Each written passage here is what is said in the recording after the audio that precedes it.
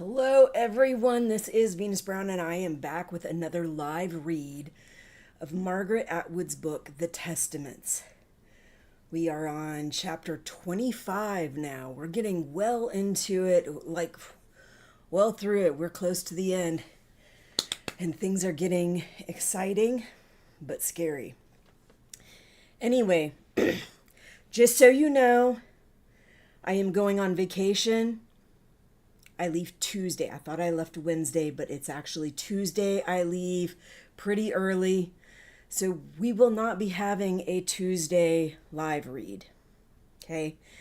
And we're not bringing my computer, so there is a big chance that we will not be having any live streams at all the entire time I'm gone. I had thought we were going to at least bring one laptop, but it looks like we are not. So most likely I won't be able to do any live streams. If I do, it will be on my phone. I am going to try to play with my phone a little later, do a kind of test run live stream to see what options are available, to make sure to see if I can screenshot my screen and record myself at the same time while I'm live streaming. If I can do that, I may be able to do some of these while I'm gone. It depends. And the likeliness of being able to do a breakdown of House of the Dragon is pretty unlikely also. But if I can do it on my phone, I might. So you have been warned. There may be 2.5 weeks with almost no content. I do have pre-recorded reactions that I have saved onto YouTube that will be scheduled to come out when they're supposed to. But outside of that, I may not be able to do anything else. Either way, I think we should go ahead and get started.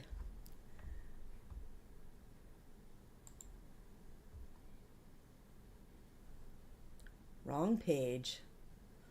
Hold on. I have so many tabs up right now because I got most of the planning of our trip done, but we are planning on taking the buses and transportation that way. So I've been really double checking schedules, prices, all of that to see if I should reserve things ahead of time or wait until closer to the date.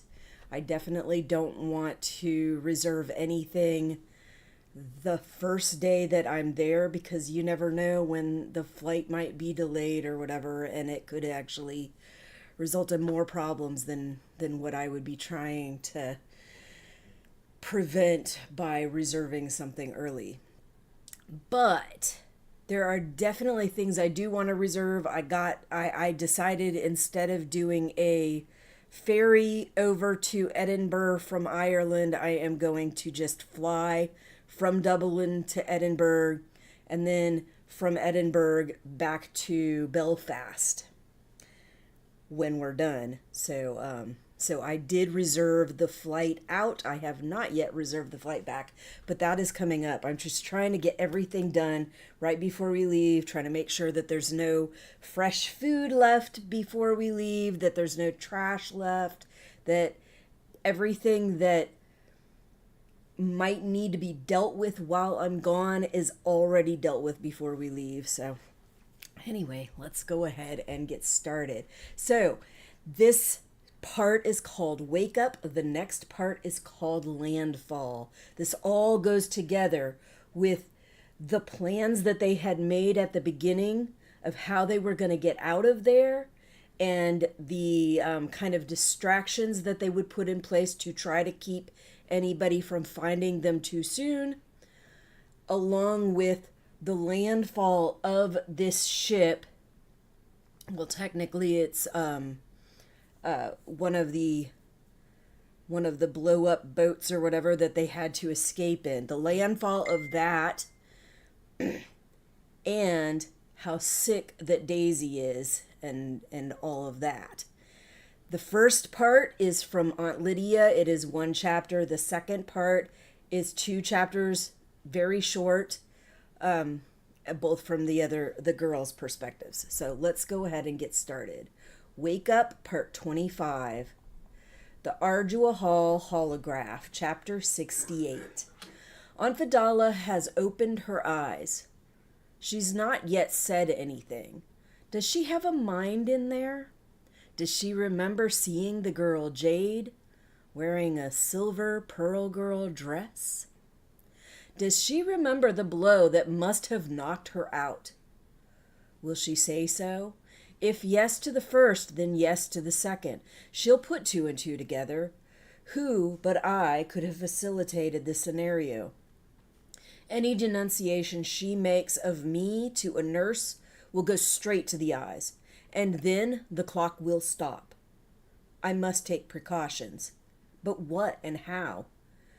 Rumor at Ardua Hall has it that her stroke was not spontaneous, but was the result of some shock, or even some attack.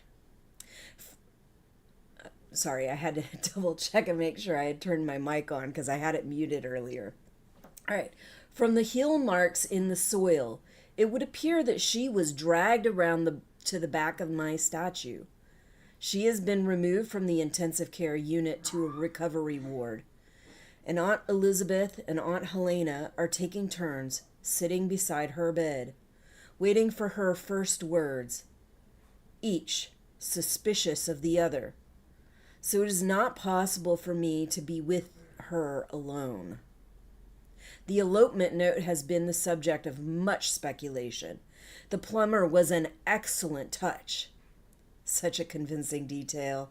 I am proud of Nicole's ingenuity and trust it will stand her in good stead in the immediate future.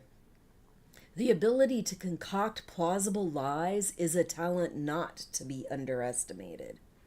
So I've been watching a lot of the chit-chat online about some of the stuff with Aunt Lydia and whether it is likely, especially on the TV show, whether it is likely that she's actually turned a new leaf and that she actually wants to bring down Gilead.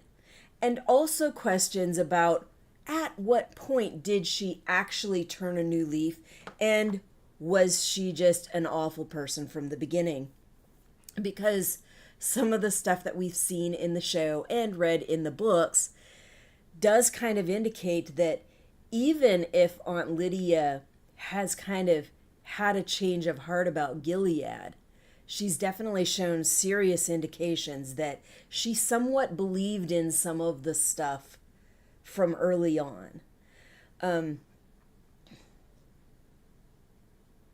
That even if she was in complete disagreement about what happened and what they did, and she thought that should never have been done, like that's a road too far.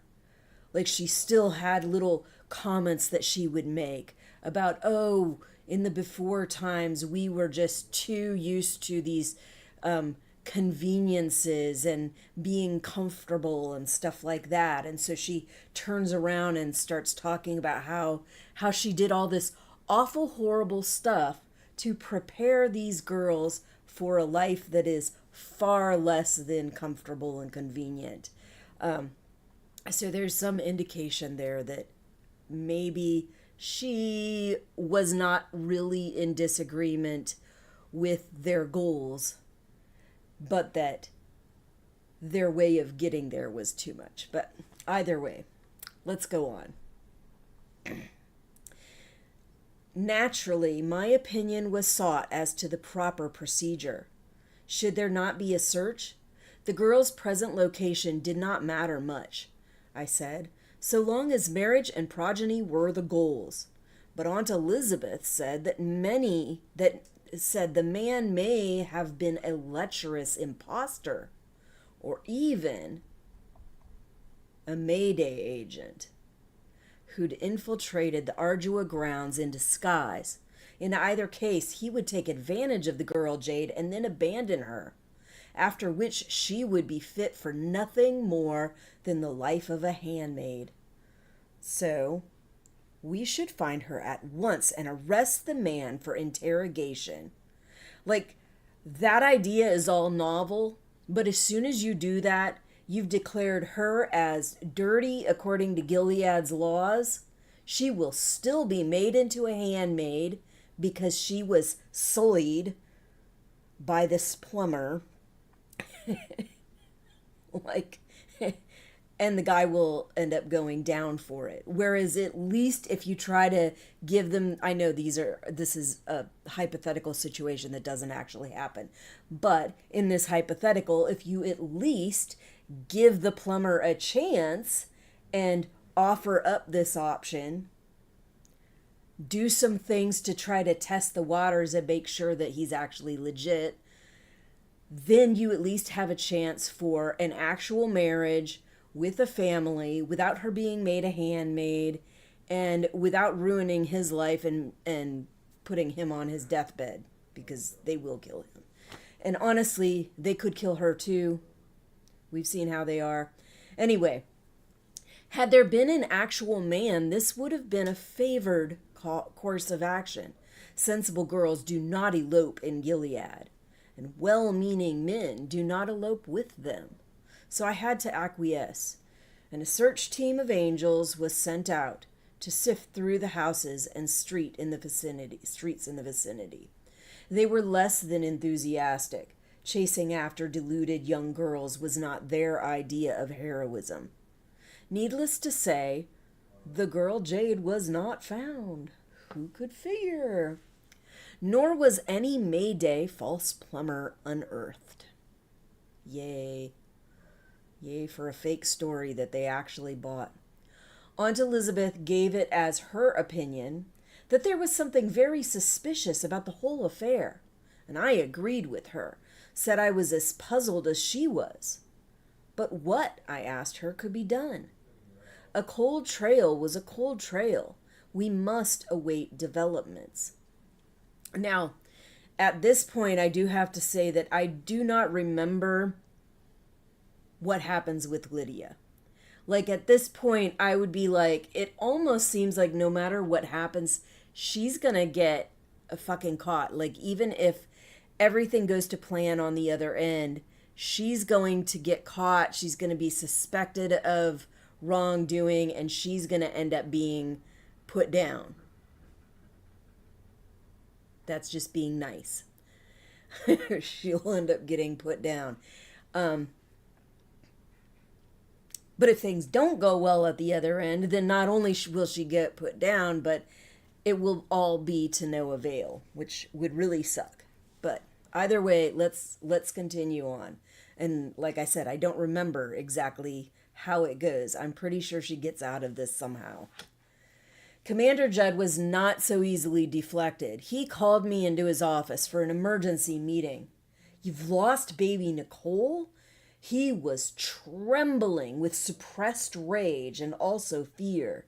So when somebody's like really fucking furious, but they're trying to hold it so it doesn't look like they're as furious as they are, but you can see it. You can see in the way they're acting. Like they're really fucking pissed and they're just trying to hide it.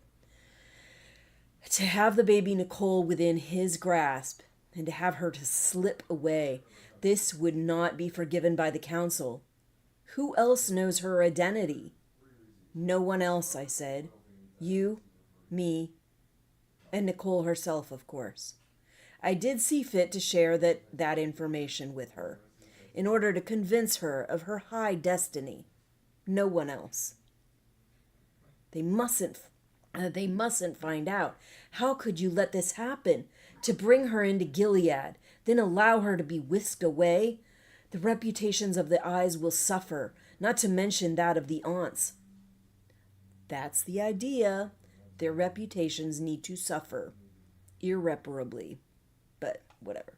It was more enjoyable than I can well express to watch Judd writhe. But I put on a dismal face. We were taking every precaution, I said. Either she really has absconded, or she's been abducted.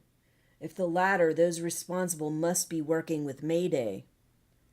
It was buying time. One is always buying something. I counted the hours as they passed, the hours, the minutes, the seconds. I had good reason to hope that my messengers were well on their way, carrying with them the seeds of Gilead's collapse. Not for nothing had I been photographing the Ardua Hall top classification crime files over so many years. 2 Pearl Girls' backpacks were discovered beside the entrance to a disused hiking trail in Vermont. Inside them were 2 Pearl Girl dresses, some orange peels, and 1 string of pearls. A search of the area was instituted with sniffer dogs. No results. Red herrings. So distracting. So they found the evidence that these girls were there, and even with the dogs, they weren't able to get past that. I am a little surprised they weren't able to get past the bags with the evidence, but good for them.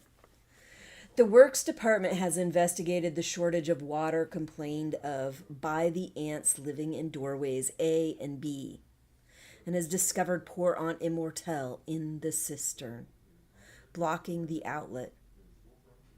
The frugal child had removed her outer clothing so as to save it for someone else's future use. It was found neatly folded. I hate this part. On the top rung of the ladder. She'd retained her undergarments for purposes of modesty. It's how I would have expected her to behave. Don't think I am not saddened by her loss, but I remind myself that it was a willing sacrifice. This news caused another outbreak of speculation. The rumor was that Aunt Immortelle had been murdered, and who more likely to have done it than the missing Canadian recruit known as Jade? Many of the aunts, among them those who had greeted her arrival with such joy and satisfaction, were now saying that they'd always believed there was something fraudulent about her. And I mean, honestly, she never fit. She had a horrible time holding her tongue and trying to behave as a aunt in training or a Pearl Girl would behave. So it's not surprising that anybody, even if none of that had come out, would suspect her of something and think that she was fraudulent. It really sucks, though, that now they're thinking she might have murdered this girl. And yes, like Aunt Lydia says, it was a willing sacrifice. But it still sucks. Like, to me, Aunt Lydia should have done better at trying to provide her some other option where she could hide without killing herself in the process. And she really didn't. She was very dismissive, and I understand, like, she had a lot going on, and she was trying to lay the foundations for this whole plan in a very quick manner, and may have not really thought of it, and it was a willing sacrifice, but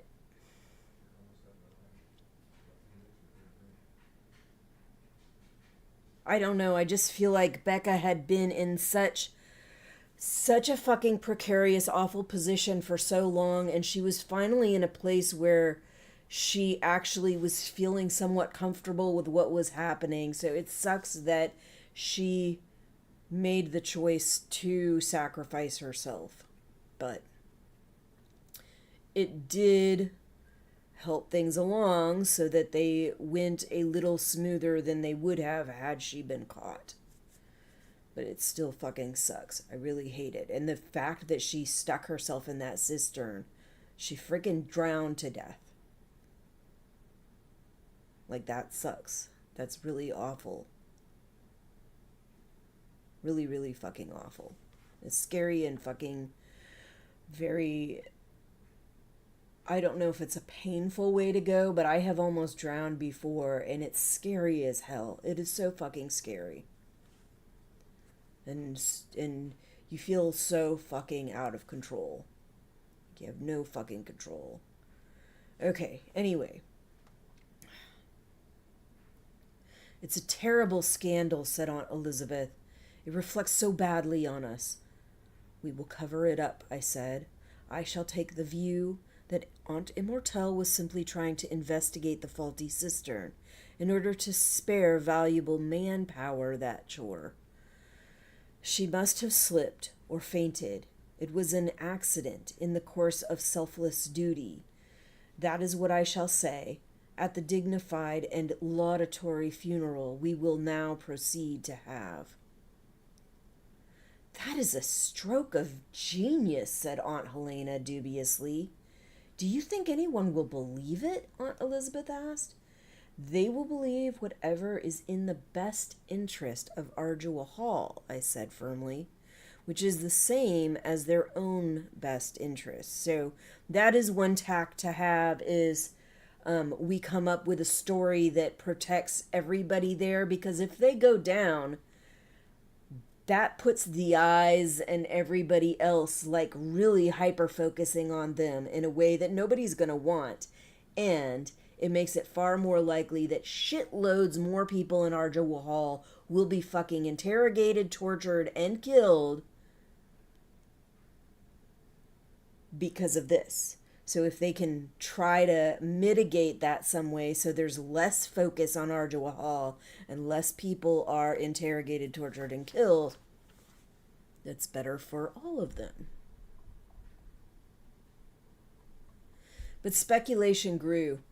2 Pearl girls had passed through the gate. The angels on duty swore to that, and their papers were in order. Was one of them Aunt Victoria, who still had not appeared for meals? If not, where was she? And if so, why had she left early on her mission, before the Thanksgiving? She had not been accompanied by Aunt Immortelle, so who was the second Pearl girl? Could it be that Aunt Victoria was complicit in a double escape? For, increasingly, it was looking like an escape. It was concluded that the elopement note had been part of it, intended to deceive and to delay pursuit. How devious and cunning young girls could be, the aunts whispered, especially foreigners. Then news came that 2 Pearl girls had been spotted at the Portsmouth bus station in New Hampshire. Commander Judd ordered a search operation. These impostors, he called them that, must be captured and brought back for interrogation. They must not be allowed to speak to anyone but himself. In the case of a probable escape, the orders were to shoot to kill. That is somewhat harsh, I said. They are inexperienced. They must have been misled. Under the circumstances, a dead baby Nicole is much more useful to us than a living one, he said. Surely you realize that, Aunt Lydia. I apologize for my stupidity, I said. I believed that she was genuine. I mean, genuine in her desire to join us. It would have been a marvelous coup had that been the case.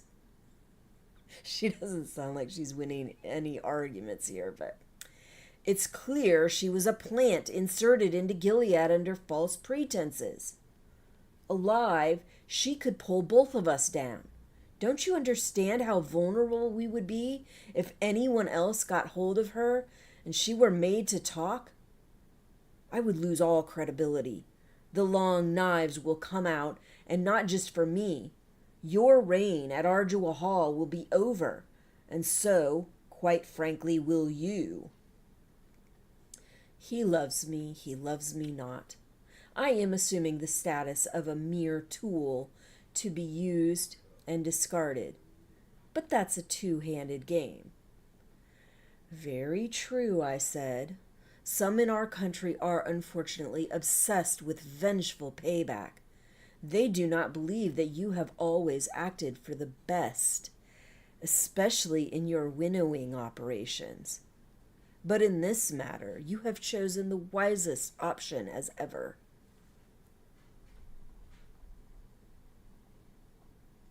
That got a smile out of him, albeit a tense one.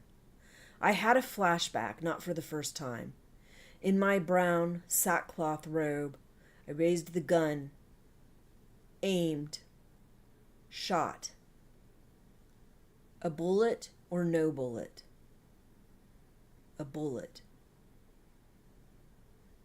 I went to visit Aunt Vidala again. Aunt Elizabeth was on duty, knitting one of the little caps for premature babies that are in fashion nowadays. I remain deeply grateful that I have never learned to knit. I mean, I haven't learned to knit, but I've learned to crochet, and it can be kind of meditating. It's also very boring.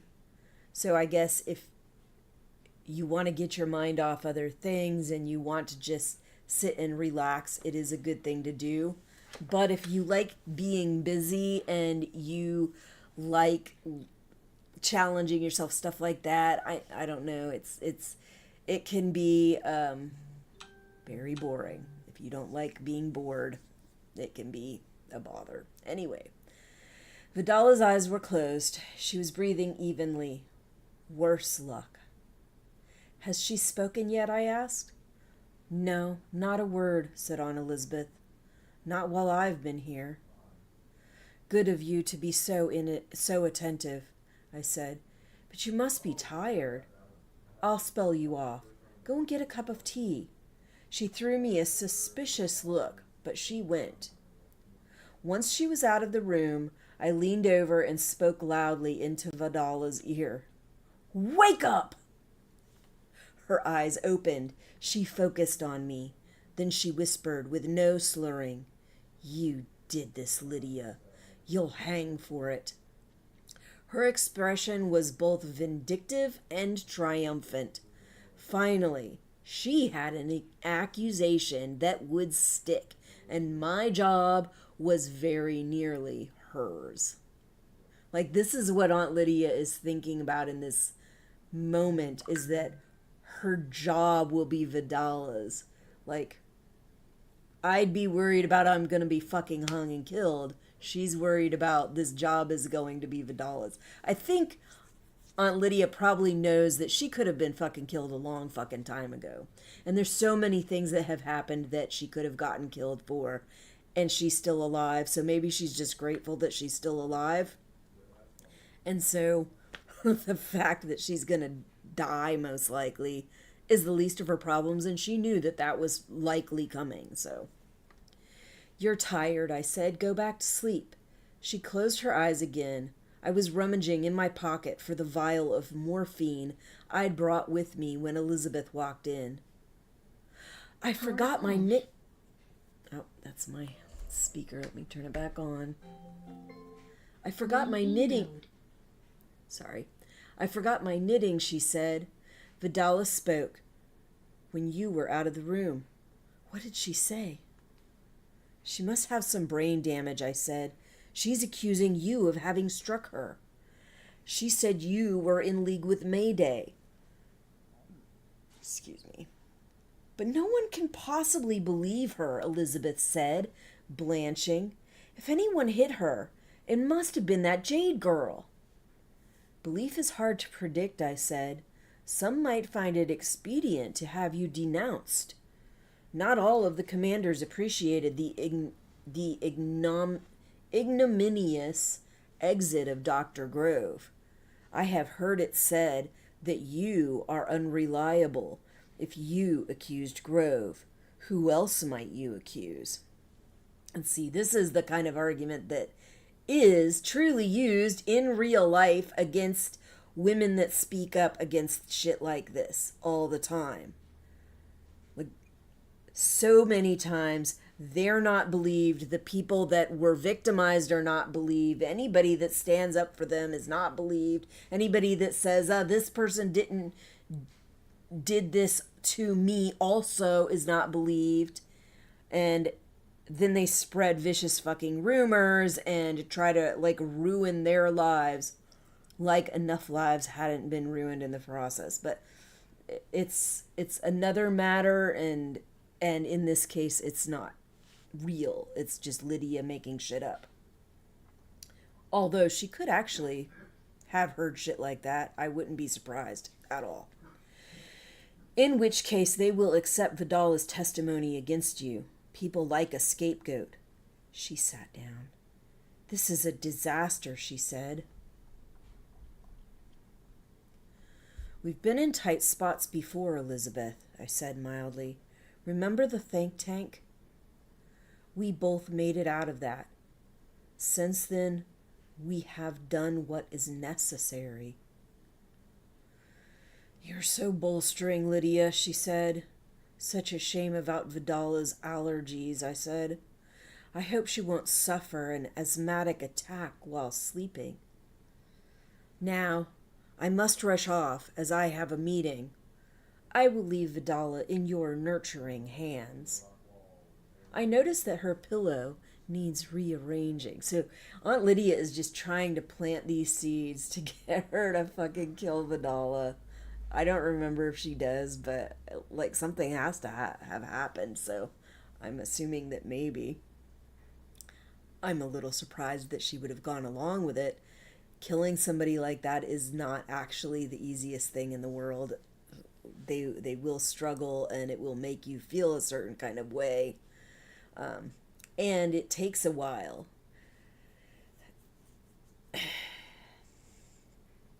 Takes a while they're struggling, and you're trying to hold them down, and you're trying to fight your own feelings. Just what I know from the experience I have of seeing these things and knowing how suffocation and strangulation and stuff like that work, which is a very different thing. Strangulation and suffocation are different, but they both work to kill somebody partially by cutting off airflow. Anyway, two birds with one stone. If so, how satisfactory in ways both aesthetic and practical, and a diversion that will create more runway. Though not ultimately for me, as there is scant chance I myself will escape unscathed from the revelations that are sure to follow once Nicole appears on the television news in Canada, and that cache of evidence she is carrying for me is displayed. The clock ticks. The minutes pass. I wait. I wait. Fly well, my passengers, my silver doves, my destroying angels. Land safely. Fucking Aunt Lydia, she has a way, doesn't she? All right. So now we're getting ready to go into part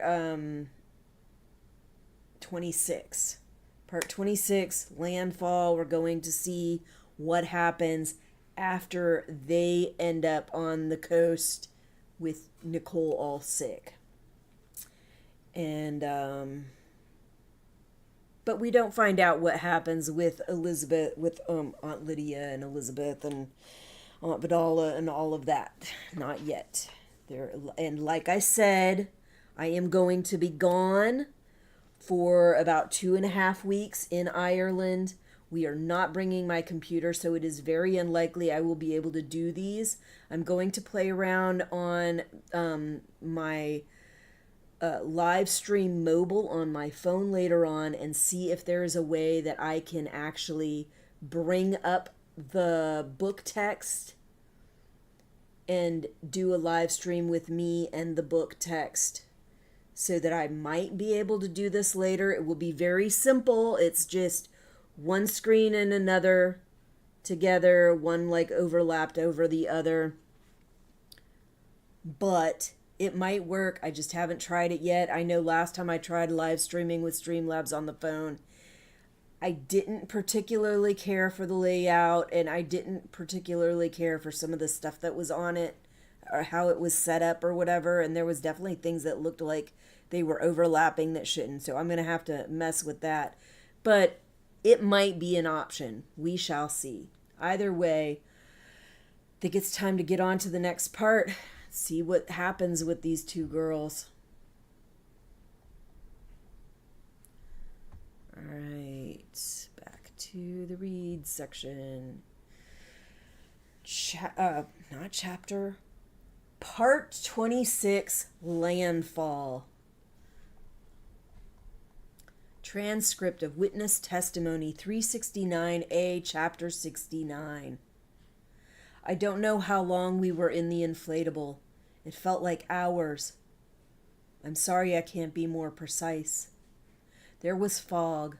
The waves were very high, and spray and water were coming in on top of us. It was cold as death. The tide was fast, and it was sweeping us out to sea. I was more than frightened. I thought we were going to die. The inflatable would be swamped. We would be thrown into the ocean. We would sink down and down. Aunt Lydia's message would be lost, and all the sacrifices would be for nothing.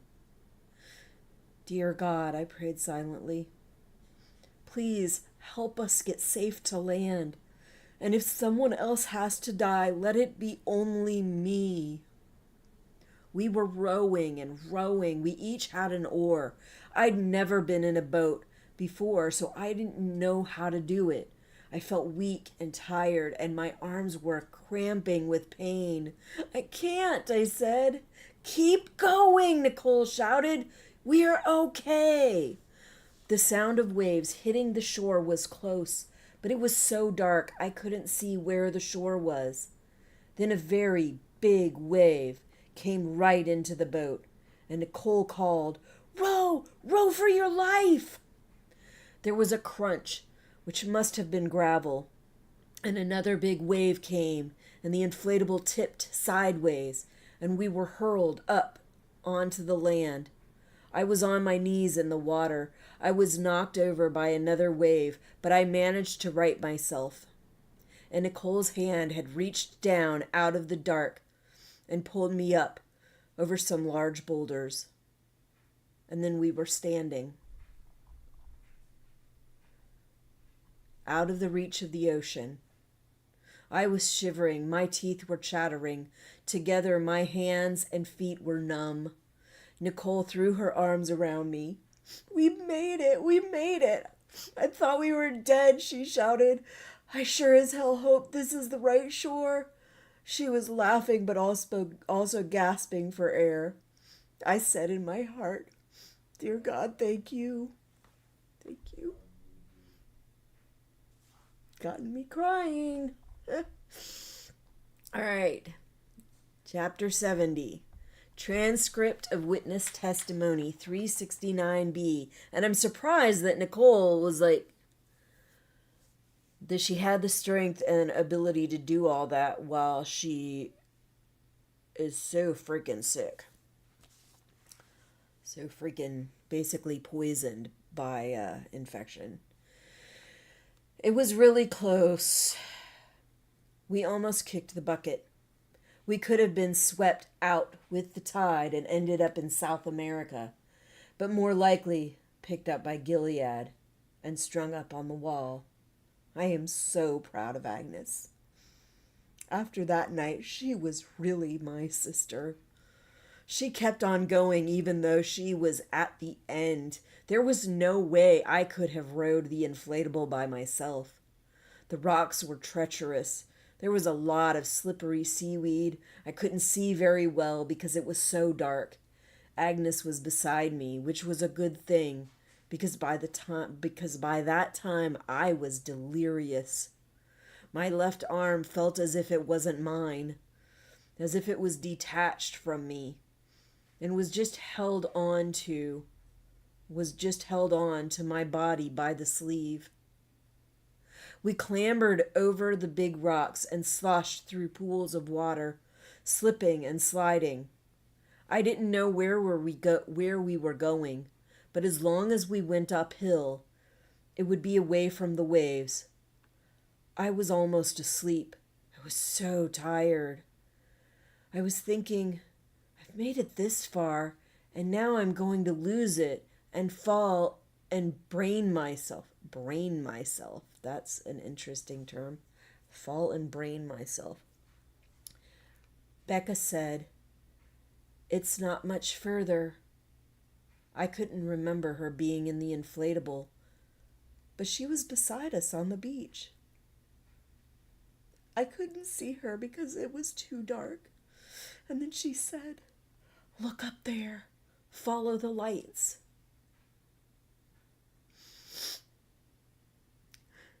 Someone shouted from a cliff overhead. There were lights moving along the top, and a voice yelled, "There they are!" And another one called, "Over here!" I was too tired to yell back, and then it got sandier, and the lights moved down a hill towards us along to the right. Holding one of them was Ada. "You did it," she said, and I said, "Yeah," and then I fell over. Someone picked me up and started carrying me. Oh my God. Oh my gosh.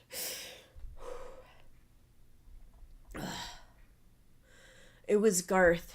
He said, "What did I tell you? Way to go. I knew you'd make it." That made me grin.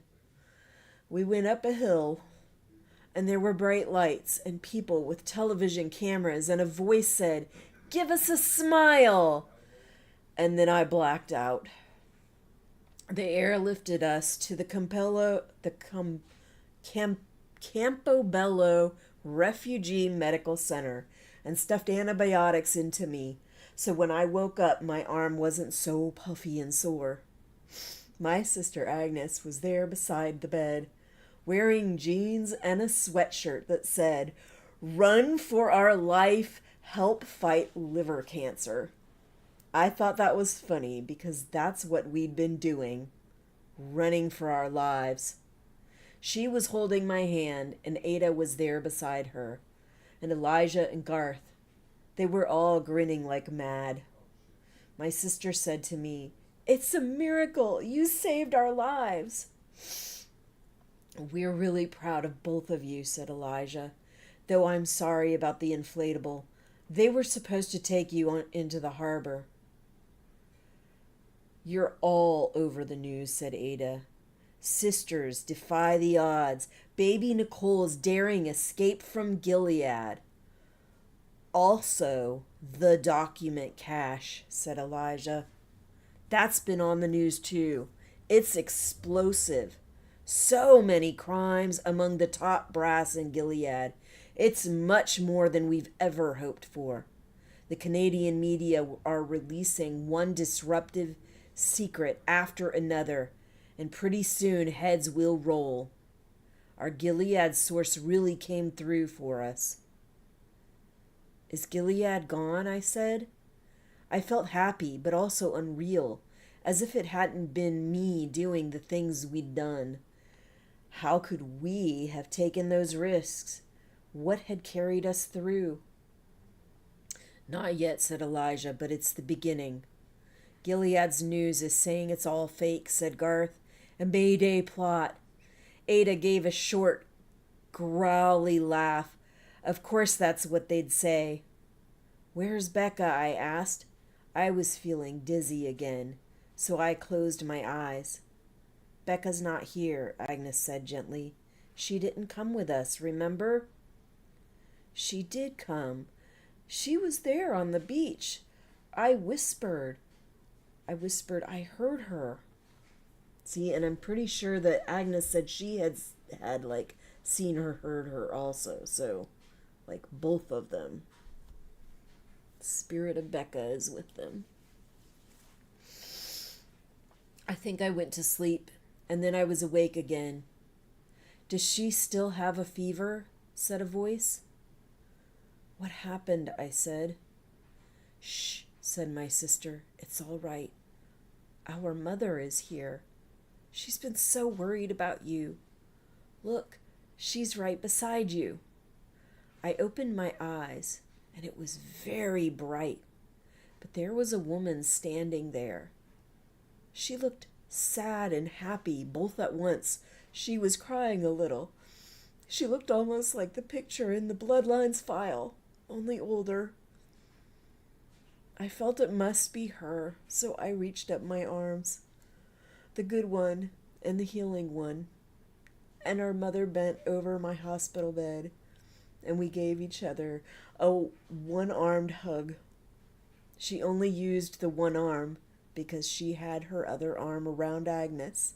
And she said, "My darling girls." She smelled right. It was like an echo of a voice you can't quite hear. And she smiled a little and said, "Of course you don't remember me. You were too young." And I said, "No, I don't, but it's okay." And my sister said, "Not yet, but I will." And then I went back to sleep. Okay, definitely got me crying on that one. Oh my goodness. All right. Okay. So, like I said, really close to the end. We got a little bit more to read later on. I haven't double checked to see exactly how much, but they've been reunited with their biological mother now. June.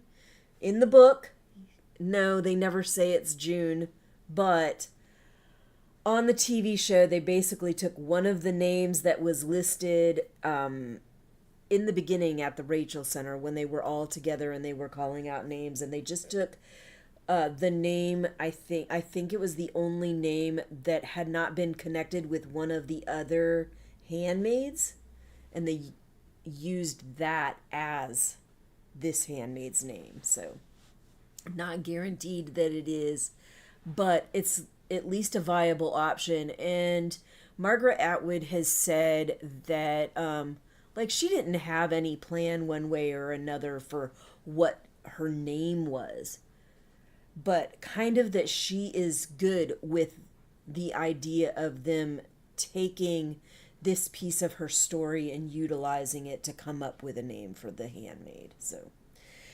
anyway, that is all I've got for you. And remember, I am going to be on vacation in Ireland. It is very unlikely that I will be able to do any breakdowns of House of the Dragon or any live streams of reading Margaret Atwood.